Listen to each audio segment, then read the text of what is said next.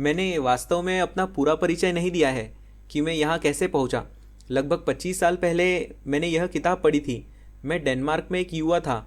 मैं सिर्फ 20 साल का था और यह किताब मेरे लिए एक अंतर्दृष्टि थी। मुझे एहसास हुआ कि मैं ब्रिटेन जाना चाहता हूँ। मैं अध्ययन करना चाहता हूँ। इसलिए मैंने फिर से लायर्स पोकर्स पढ़ी। मैंने जानकारी जुटाई कि मैं लंदन स्कूल ऑफ इकोनॉमिक्स कहाँ से पढ़ सकता हूँ आदि। मैं 2 नौकरियाँ करता था क्योंकि तब कोई सरकारी सहायता नहीं थी। इसलिए मैंने अपने आप को 2 विश्वविद्यालय की डिग्री के माध्यम से अपनी वास्तविक विशेषता से लिया। लेकिन मैं बहुत भाग्यशाली था जो मुझे अपने डैनिश क्रोनर्स को ब्रिटिश पाउंड में बदलने पर मिला था। और मैं लगभग ऐसा अक्सर नहीं होता, लेकिन मैं लगभग सबसे निचले स्तर पर पहुंच गया। मैंने अपनी बचत पर अतिरिक्त 30% कमाया, जिसका मतलब था कि मैं बर्मिंघम विश्वविद्यालय से मास्टर डिग्री ले सकता था, जहां मैंने मनी, बैंकिंग, फाइनेंस का अध्ययन किया। जिसके बाद मैंने जेपी मॉर्गन के लिए काम करना शुरू कर दिया। और आप में से जो शुरुआती साइनअप है, मैं उन्हें बताना चाहता हूँ कि मैंने कभी भी जेपी मॉर्गन के लिए ट्रेडिंग नहीं की। मुझे लगता है कि यह सुनिश्चित करना बहुत महत्वपूर्ण है कि कहावत है कि एक झूठ सच्चाई के सामने आने से पहले आधी दुनिया की यात्रा कर सकता है। और मैं जेपी मॉर्गन से कहते हुए आलोचना नहीं चाहता था कि आपने हमारे लिए कभी ट्रेडिंग नहीं की। मैंने निश्चित रूप से ऐसा नहीं किया। मैंने अपने लिए ट्रेडिंग की। मैंने उन सभी के लिए ट्रेडिंग की, लेकिन मैंने जेपी मॉर्गन के साथ ट्रेडिंग नहीं की। हालांकि मुझे जेपी मॉर्गन के लिए ट्रेडिंग करनी पसंद थी।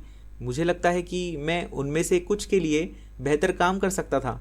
मैं 3 साल तक जेपी मॉर्गन के लिए काम करता रहा और फिर मैं 18 महीने के लिए एक होम ट्रेडर बन गया। और लेडीज एंड जेंटलमैन, आप मेरे ट्रेडिंग करने के तरीके पर हंसे होंगे। यह हास्यास्पद था। मेरे पास वास्तव में कंप्यूटर नहीं था। क्या आप जानते हैं कि मुझे अपने चार्ट कैसे मिलते थे? तब हमारे पास टेलीटेक्स्ट था।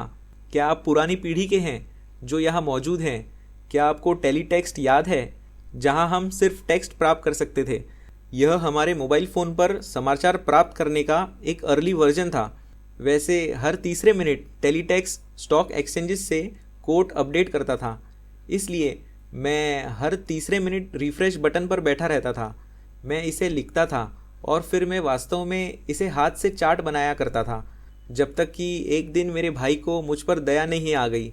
वह आईबीएम के लिए काम करता था और उसने कहा कि मेरे पास एक सेकेंड हैंड कंप्यूटर है, आप यह ले सकते हैं।